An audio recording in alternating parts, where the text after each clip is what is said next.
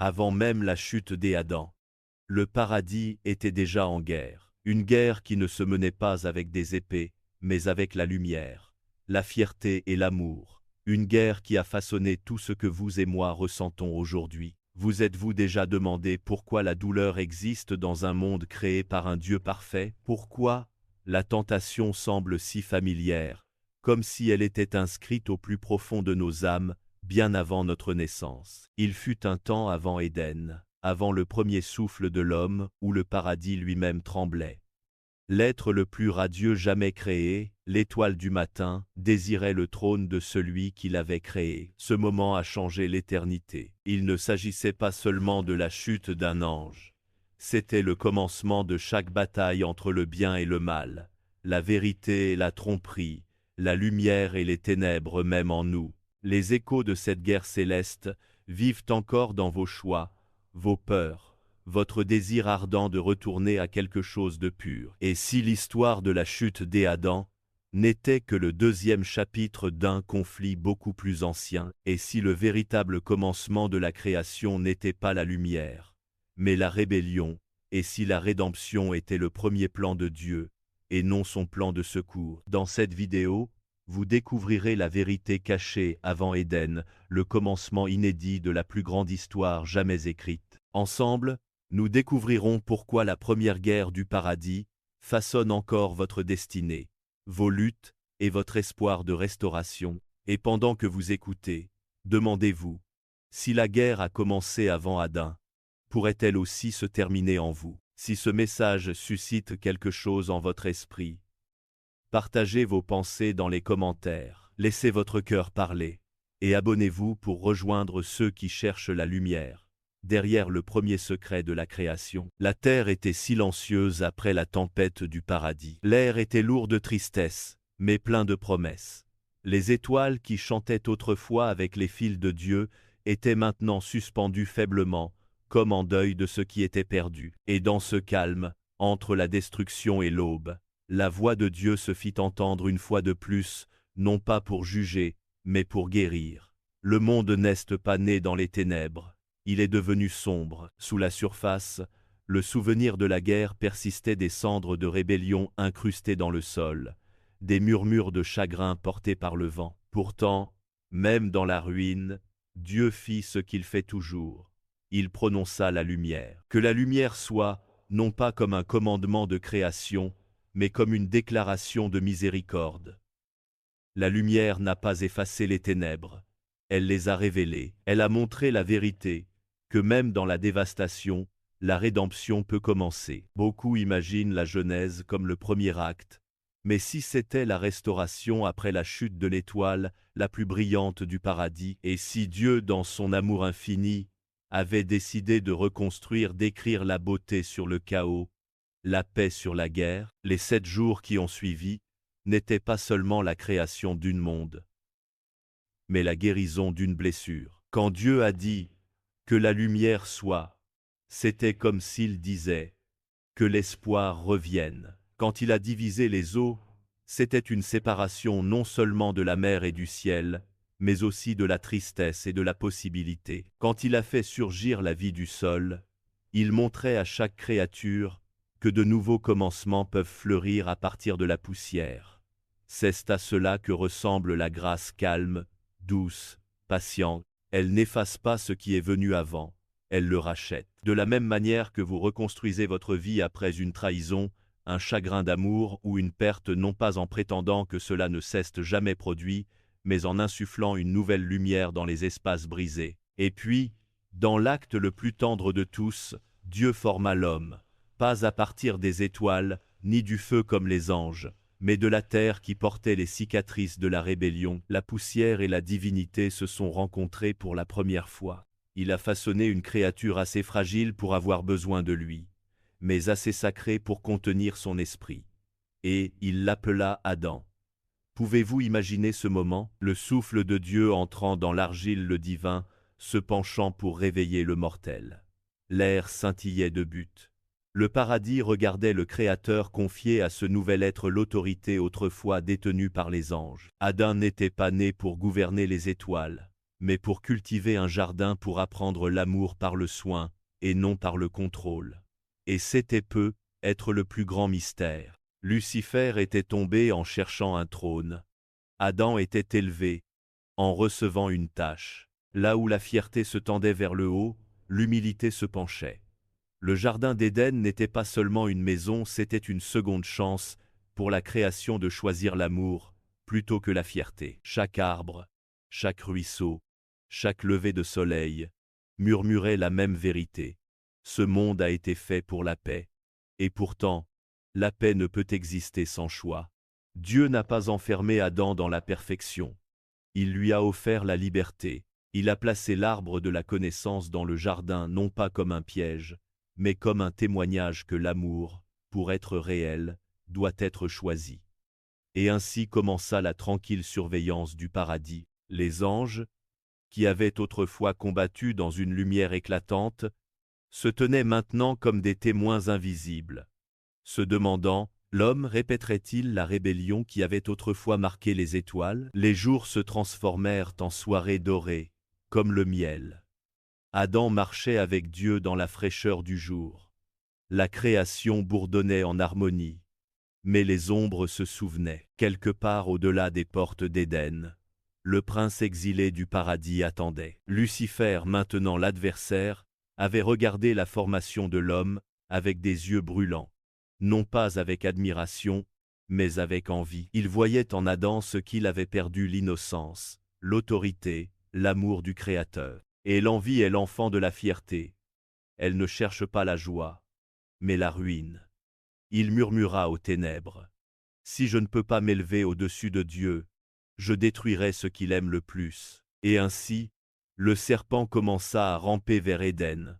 Le serpent n'était pas seulement une créature, c'était un vaisseau, un masque pour l'amertume. Quand il entra dans le jardin, l'air changea. Les arbres chantaient toujours, mais sous la mélodie se trouvait un sous-ton subtil, interrogateur. Il rampa vers la femme, car l'ennemi cherche toujours le cœur avant la main. Il ne rugit pas, il raisonna. Dieu a-t-il vraiment dit? C'était le même mensonge qu'il avait autrefois murmuré au paradis. Vous pouvez être plus. La même fierté, revêtue d'une nouvelle forme douce, persuasive, déguisée en sagesse. Ève regarda le fruit, scintillant de promesses. Son souffle s'accéléra. Pour la première fois, elle ressentit une curiosité teintée de désir, non pas pour le mal, mais pour la compréhension. Le serpent sourit. C'est ainsi que la tentation fonctionne. Elle ne vous demande pas de trahir, seulement de douter. Et alors que sa main s'approchait, le paradis retint son souffle. Quand ses lèvres touchèrent le fruit, l'écho de cette première rébellion retentit à nouveau à travers la création. Adam suivit, non pas trompé, mais déchiré entre l'amour et l'obéissance. Et à cet instant, la guerre du paradis devint l'héritage de la terre. Les étoiles s'assombrirent à nouveau, non pas de colère, mais de tristesse. Pourtant, même dans ce moment de chute, la miséricorde se mit en mouvement. Dieu ne tonna pas avec fureur. Il vint en marchant. Il ne cria pas: « Qu'avez-vous fait ?» Il demanda: « Où êtes-vous » Ce n'était pas une question de lieu, mais de cœur. Dieu ne cherchait pas à punir. Il cherchait à restaurer. Quand Adam se cacha, Dieu l'habilla. Quand Ève pleura, Dieu lui promit un rédempteur. Le serpent avait gagné une bataille, mais pas la guerre, car chaque chute dans l'Écriture est suivie d'une plus grande ascension. Chaque exil porte la semence du retour. Et c'est peu être le message que nous devons tous entendre, parce que la guerre qui a commencé avant Adam vit encore en nous entre la fierté et l'abandon, la peur et la foi. Nous avons tous mangé des fruits que nous aurions dû laisser intacts. Nous nous sommes tous cachés de la voix qui nous aime le plus. Pourtant, il appelle toujours. Dieu restaure ce que la fierté détruit. Il reconstruit ce que la rébellion ruine. Les mêmes mains qui ont façonné les étoiles. Peut-être avez-vous ressenti cette guerre, l'attraction entre qui vous étiez et qui vous êtes censé devenir. Peut-être vous êtes-vous tenu, comme Adam, honteux, sous les arbres de vos propres choix. Si c'est le cas, souvenez-vous de ceci. Votre histoire ne s'est pas terminée dans le jardin. La sienne, non plus. De la chute d'Adam est venue une promesse qu'un jour, un autre viendrait écraser la tête du serpent. Que par un seul homme, la mort est entrée, mais par un autre, la vie éternelle naîtrait. Le schéma n'a jamais changé. Rébellion, chute, rédemption, le paradis, la terre, et chaque cœur humain suivent le même rythme. Quand vous échouez, quand vous vous brisez, quand vous tombez, vous ne vous éloignez pas de Dieu, mais vous tombez dans son plan de grâce. La même lumière qui a autrefois percé les ténèbres de la création attend toujours de briller à travers vous. Et c'est peut être la leçon enfouie dans la poussière d'Éden, que l'amour n'abandonne pas quand il est trahi. Il reconstruit, patiemment, tendrement, jusqu'à ce que ce qui était perdu soit restauré. Alors l'histoire continue non pas dans les cieux, mais en vous. Chaque acte de pardon, chaque prière humble, chaque moment où vous choisissez la vérité, plutôt que la fierté, vous combattez la même guerre qui a commencé avant Adam. Vous prouvez que la lumière gagne toujours. C'est peut être pourquoi Dieu nous laisse encore tomber, non pas pour nous faire honte, mais pour nous apprendre à nous relever comme lui, pour comprendre que l'amour divin n'est pas fragile. Il est forgé par le feu, par la perte, par la décision tranquille d'aimer à nouveau. Et si vous avez déjà eu l'impression que votre vie avait été jetée à terre, souvenez-vous, Lucifer est tombé comme l'éclair, mais vous n'êtes pas censé tomber pour toujours. Vous êtes censé vous lever comme l'aube. La première guerre du paradis n'a jamais été une question de pouvoir, il s'agissait d'un amour mal compris.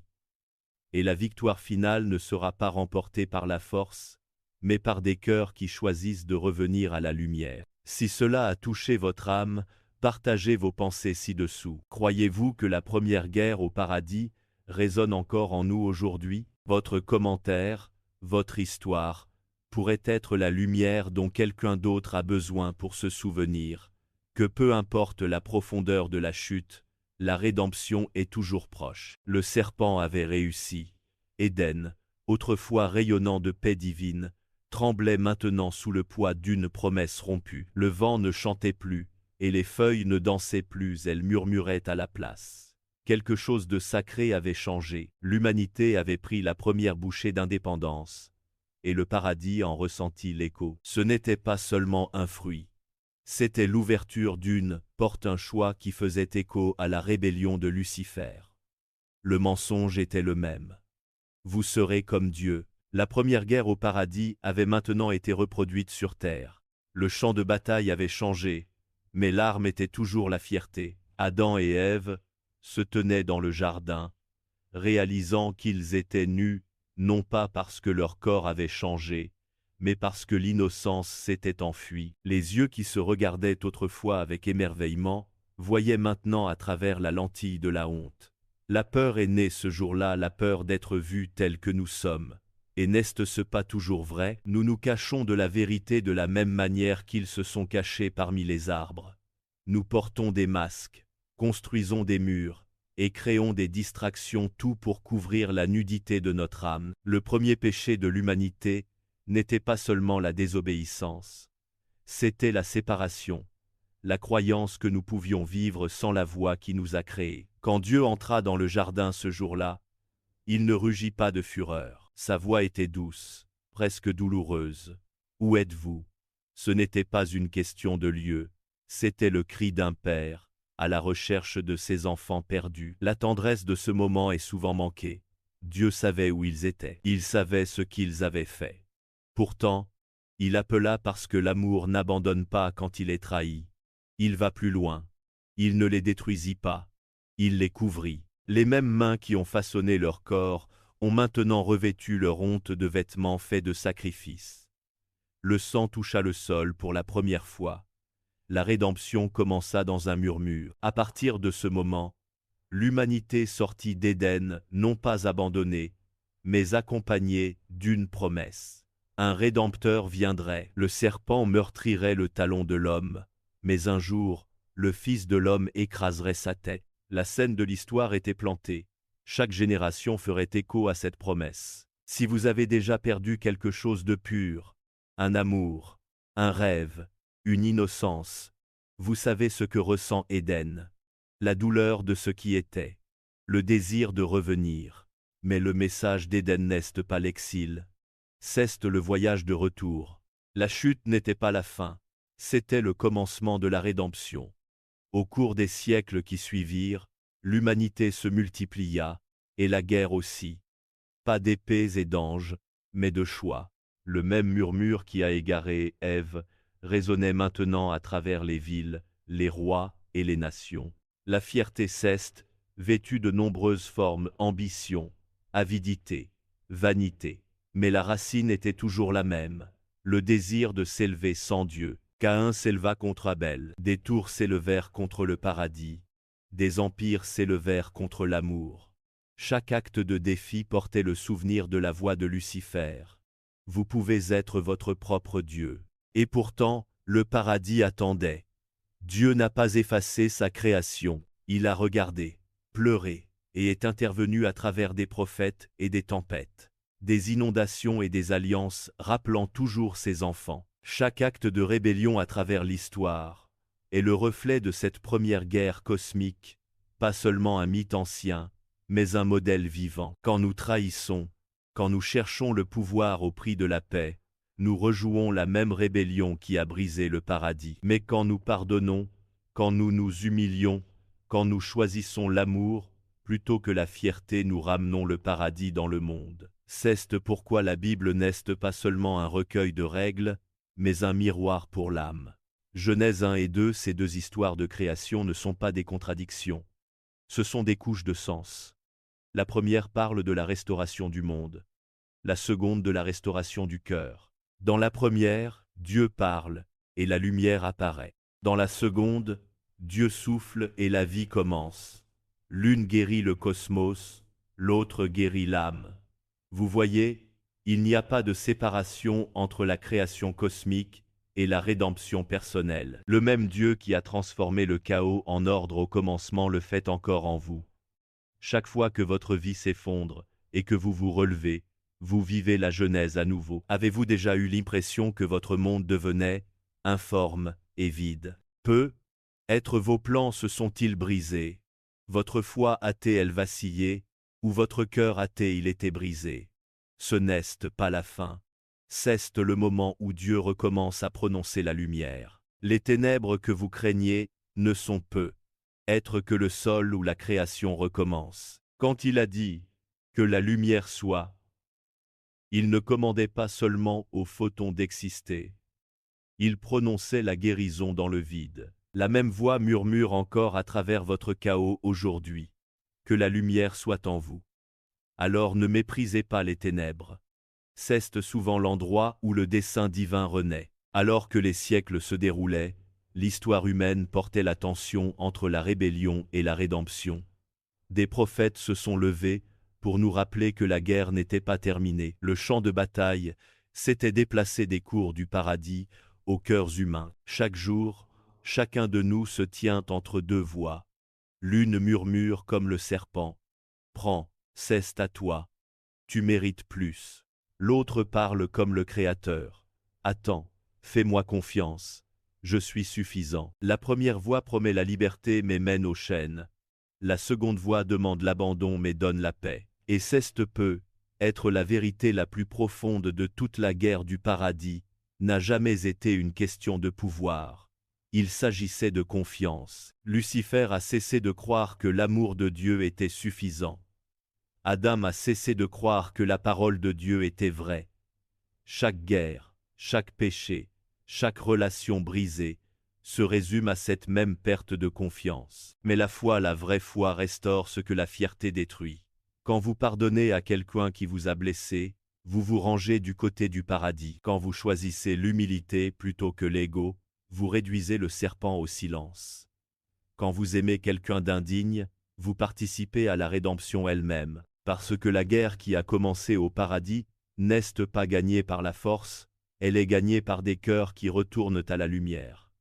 Pensez à votre propre histoire, pensez au moment où vous êtes tombé, vous vous êtes rebellé, où vous vous êtes détourné. Pourtant, Quelque chose peut être calme, peut être féroce, n'a cessé de vous rappeler.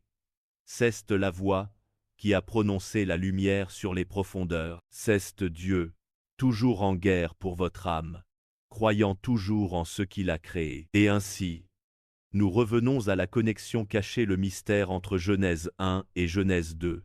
Le monde a été créé 2 fois, non pas parce que Dieu a fait une erreur, mais parce qu'il voulait que nous comprenions. La création est continue. Ce n'est pas un acte unique, c'est un processus. Dans Genèse 1, Dieu crée la lumière avant le soleil. Dans Genèse 2, il crée l'homme avant la pluie. Les deux sont des paradoxes, des rappels que l'ordre divin ne suit pas la logique humaine. Dieu se déplace dans des mystères, façonnant ce qui semble impossible en quelque chose de beau, et il le fait encore en vous. Chaque fois que vous pardonnez, vous recréez Éden. Chaque fois que vous choisissez la gentillesse dans la colère, vous restaurez un coin du paradis. Chaque fois que vous vous relevez après un échec, vous faites écho à la voix qui a dit « Que la lumière soit ». C'est peut être pourquoi la douleur existe, pour nous rappeler que la rédemption est toujours vivante. Les cicatrices de la première guerre du paradis sont encore visibles, mais elles ne définissent plus l'histoire. La croix, des siècles plus tard, est devenue le pont entre le paradis et la terre, entre la rébellion et le retour. Dieu n'a pas effacé l'histoire, il l'a réécrite avec amour. La guerre a commencé avec la fierté, mais elle se termine avec l'abandon. Le murmure du serpent était « Prends ». La réponse du Christ était « Donne ». C'est la guérison finale, quand nous cessons de nous battre pour être comme Dieu, et que nous commençons à le refléter à la place. Alors peut être que la vérité cachée de la création est celle-ci. Tout ce qui est brisé existe pour révéler quelque chose de beau.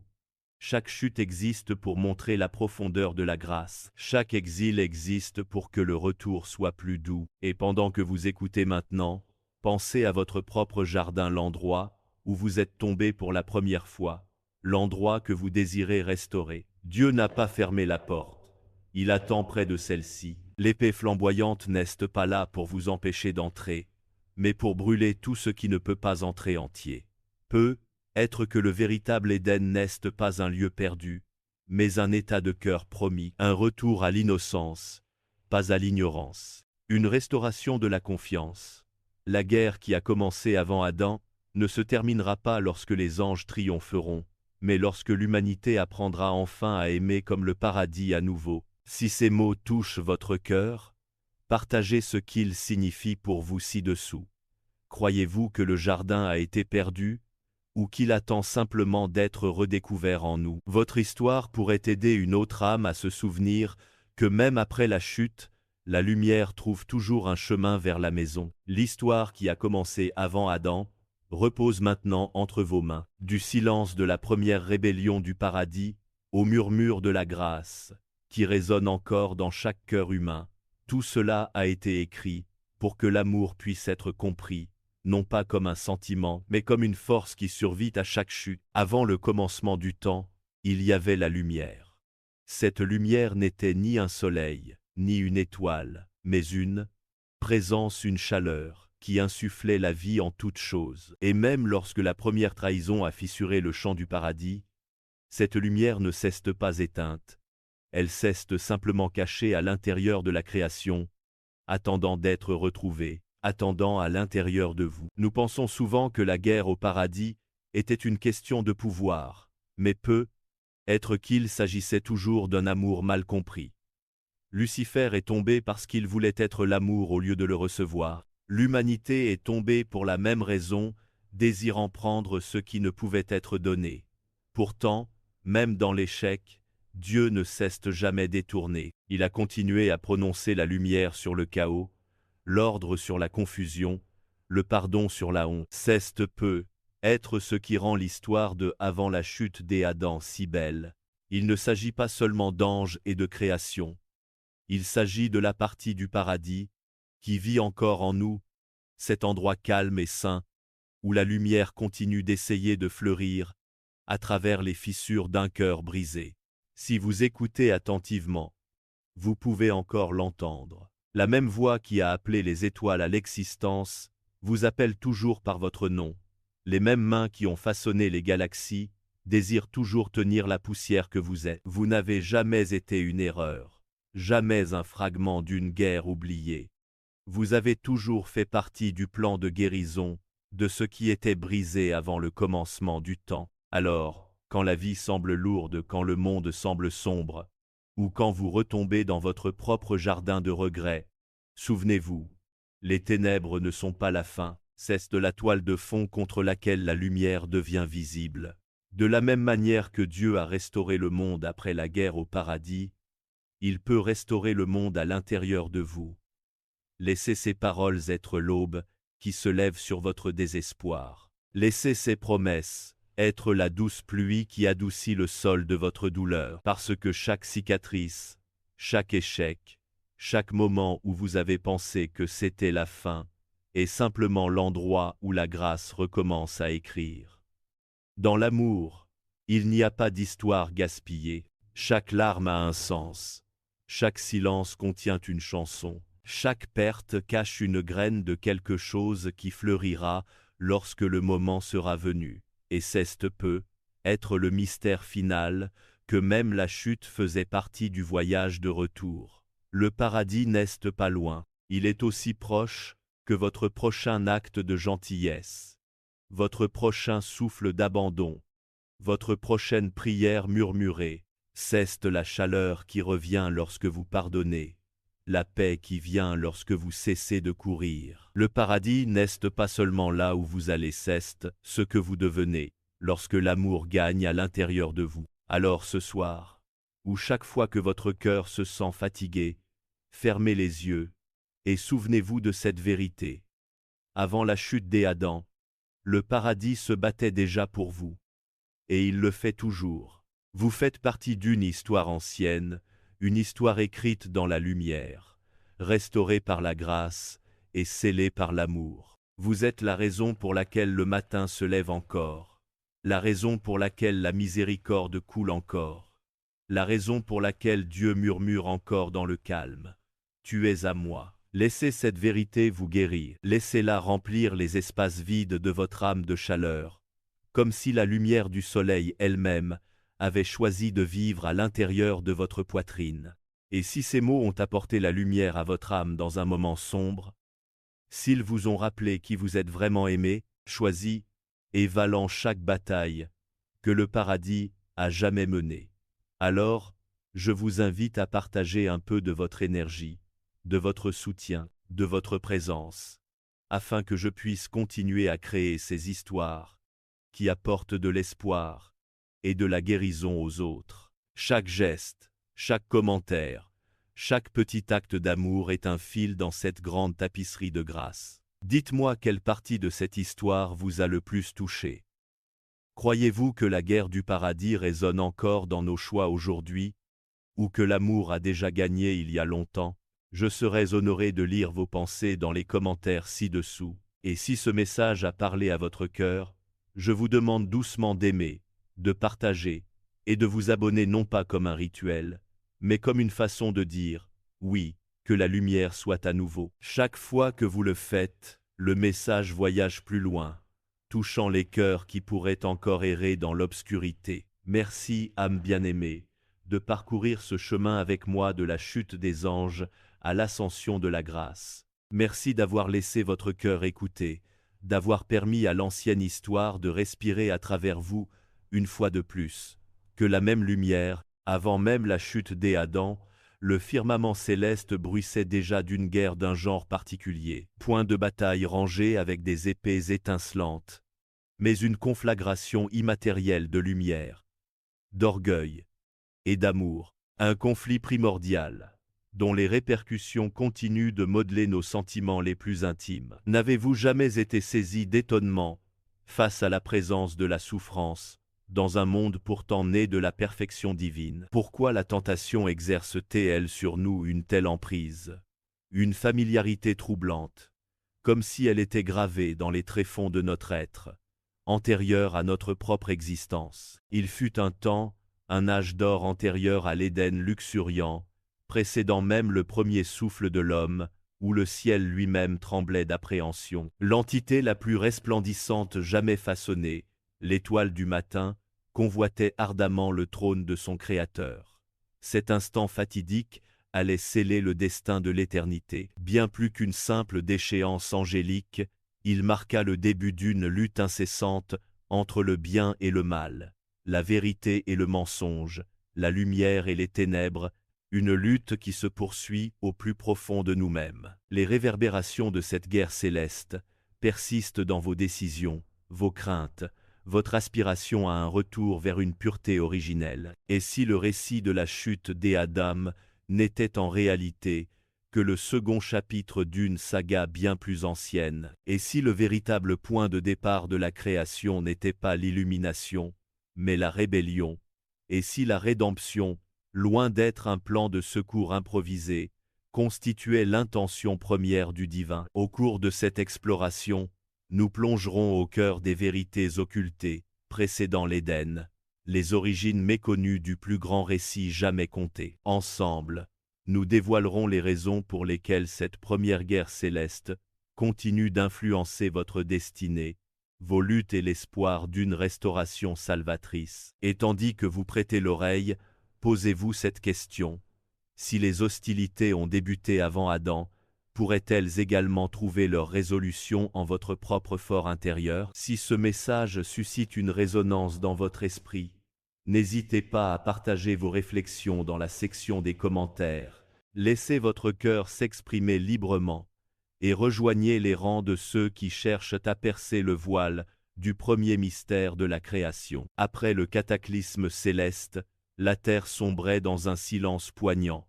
L'atmosphère, chargée de tristesse, vibrait toutefois d'une promesse latente. Les étoiles, autrefois choristes des fils de Dieu, se consumaient désormais d'une faible lueur, comme plongées dans le deuil de ce qui avait été perdu. Et dans ce calme spectral, suspendu entre la destruction et l'aube renaissante, la voix de Dieu se fit de nouveau entendre, non pas pour condamner, mais pour apaiser. Le monde n'a pas été conçu dans les ténèbres, il y a sombré. Sous la surface, la mémoire de la guerre persistait, les cendres de la révolte incrustées dans le sol, les chuchotements de la douleur emportés par les vents. Pourtant, même au sein de cette désolation, Dieu accomplit ce qu'il a toujours fait.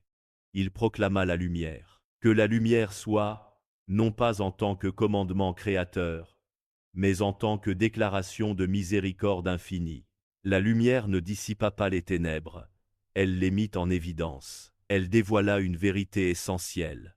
Même dans les profondeurs du désespoir, la rédemption peut éclore. Nombreux sont ceux qui perçoivent la Genèse comme l'acte initial, mais que penser si elle représentait en réalité la restauration consécutive à la déchéance de l'astre, le plus brillant du firmament céleste? Si Dieu, dans son amour insondable, avait pris la décision de reconstruire, de tisser la beauté sur le chaos, la paix sur la guerre, les 7 jours qui suivirent ne furent pas simplement la genèse d'un monde, mais la cicatrisation d'une blessure béante. Lorsque Dieu proclama « Que la lumière soit », c'était comme s'il murmurait « Que l'espoir renaisse ». Lorsqu'il sépara les eaux, il s'agissait d'une distinction non seulement entre la mer et le ciel, mais également entre le chagrin et le potentiel. Lorsqu'il fit jaillir la vie du sol, il enseigna à chaque créature que de nouveaux départs pouvaient germer même de la poussière. C'est là, dans toute sa splendeur, l'essence de la grâce. Discrète, douce, patiente, elle n'occulte pas le passé, elle le rachète.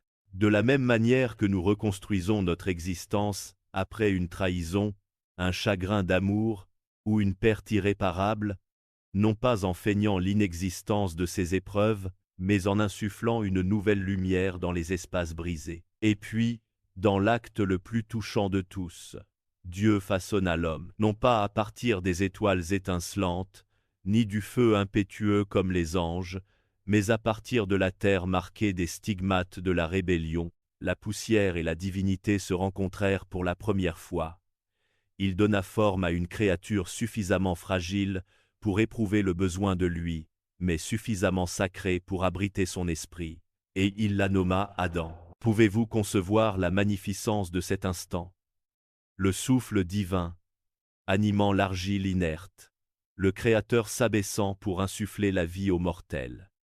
L'air vibrait d'une énergie nouvelle. Le ciel contemplait le Créateur, confiant à ce nouvel être une autorité jadis réservée aux cohortes angéliques. Adam n'était pas destiné à régner sur les constellations, mais à cultiver un jardin, à apprendre l'amour par le soin et l'attention, et non par la domination. Et c'est peu, être là que réside le mystère le plus profond.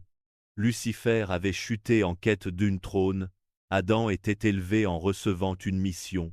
Là où l'orgueil tendait vers les cieux, l'humilité se penchait vers la terre. Le jardin d'Éden n'était pas qu'une simple lieu de résidence, c'était une seconde chance offerte à la création de choisir l'amour plutôt que la vanité. Chaque arbre, chaque cours d'eau, chaque lever de soleil, murmurait une vérité fondamentale.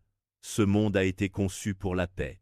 Et pourtant, la paix ne peut exister sans. Cela a commencé avant la création, et cela vous enveloppe ce soir comme un doux manteau. Que la paix se pose sur vos pensées.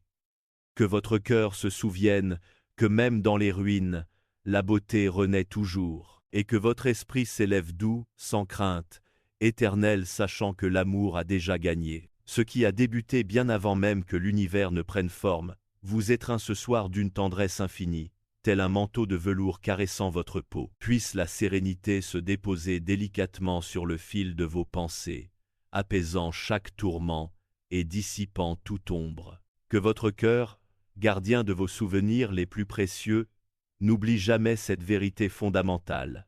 Même au milieu des décombres et du désespoir, la beauté finit toujours par refleurir, renaissant de ses cendres avec une force nouvelle et insoupçonnée, et que votre esprit, libéré de toute entrave, s'élève avec une douceur infinie, une audace tranquille et une éternité promise, emplie de la certitude inébranlable que l'amour, en sa puissance infinie, adore, et déjà triomphé de toutes les ténèbres.